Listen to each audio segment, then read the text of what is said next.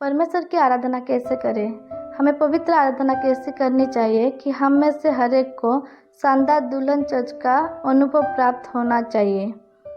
केवल अगर दुल्हन चर्च महिमा से भर जाता है, जब दूल्हा इकट्ठा करने के लिए आता है तो वो तैयार और सतर्क होगा। मसीह दुल्हन चर्च को इकट्ठा करने के लिए आ रहा है।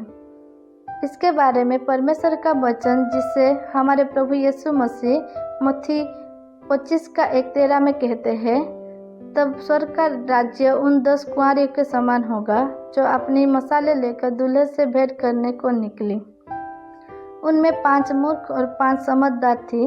मूर्खों ने अपनी मशालें तो ले ली, परंतु अपने साथ तेल नहीं लिया। परंतु समझदार ने अपनी मशाले के साथ अपनी कुपियों में तेल भी भर लिया। जब दूल्हे के आने में देर हुई तो वे सब ऊँघने लगे और सो गए। आधी रात को गुम मची कि देखो दूल्हा आ रहा है, उससे भेंट करने के लिए चले।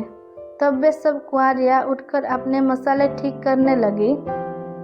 और मूर्खों ने समझदार से कहा, अपने तेल में से कुछ हमें भी दे दो, क्योंकि हमारे मसाले बुझी जाती है।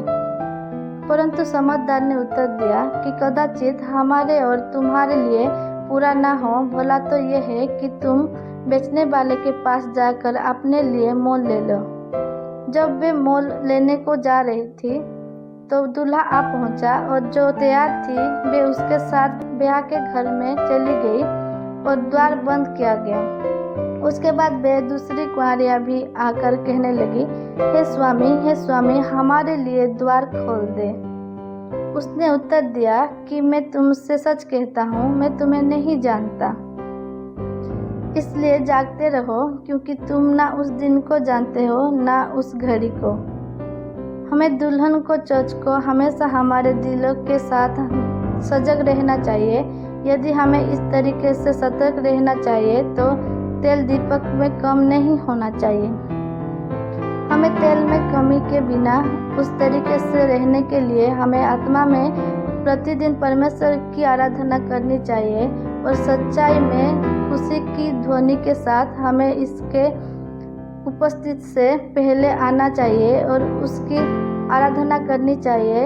इस बारे में भजन संहिता 100:5 में सारी पृथ्वी के लोगों, यहोवा का जय जयकार करो, आनंद से यहोवा की आराधना करो, जय जयकार के साथ उसके सम्मुख आओ। निश्चय जाने कि यहोवा ही परमेश्वर है, उसी ने हमको बनाया और हम उसी के हैं। हम उसकी प्रजा और उसकी चराई की भेड़ हैं। उसके फाटकों से धन्यवाद और उसके आंगनों में स्तुति करते हुए प्रवेश करो। उसका धन्यवाद करो और उसके नाम को धन्य को।